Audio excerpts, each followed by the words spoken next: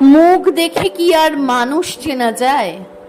এই ধরনের কথা না সবার জানা, জানেন তো? এই ধরনের কথাগুলো খুব কমন কথা, সবার জানা। যে কথাটা মানুষ এখনো পর্যন্ত বোঝে না সেটা কি বলুন তো? পয়সার আরেকটা উল্টো পিঠো রয়েছে। কিছু কিছু ক্ষেত্রে মানুষের ইনোসেন্ট ফেস দেখেও অনেক মানুষ ঠকাতে চলে আসে, জানেন তো? ধরুন কোনো মানুষের ফেসটা খুব ইনোসেন্ট এবং বরাবরের জন্য খুব ইনোসেন্ট, এবং সেই মানুষটা হয়তো কোনো এক সময় তার ভেতরের ইনোসেন্স ব্যাপারটাকে লোকের সামনে দেখিয়েও ফেলতো, মানে প্রকাশ করে ফেলতো।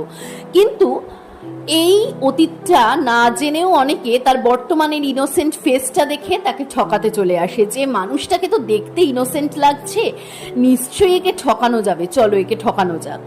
কিন্তু তারপরে তাকে ঠকাতে গিয়ে যখন বুঝতে পারে এই মানুষটা তো অলরেডি নিজে বহু জায়গা থেকে আঘাত খেয়ে ঠকে গিয়ে জীবন থেকে অনেক কিছু শিখে গেছে, একে আর ঠকানো যাবে না, বরঞ্চ পাল্টা আঘাতটা এর কাছ থেকে খেতে হবে, পাল্টা জবাবটা এর কাছ থেকে পেতে হবে।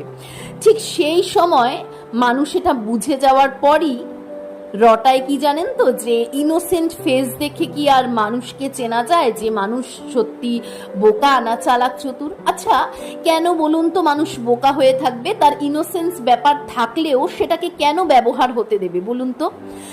প্রত্যেকটা মানুষ কিন্তু মনে রাখবেন, যখন নিজেকে চেঞ্জ করে বা কঠিন হয় সেটার কারণ থাকে কোনো। প্রত্যেকটা মানুষ কিন্তু প্রথম থেকেই এমন থাকে না, নিজের কঠিন হওয়ার পেছনে অনেক কারণ থাকে। আর প্রত্যেকটা মানুষের অধিকার আছে না ঠকার মানুষের কাছে।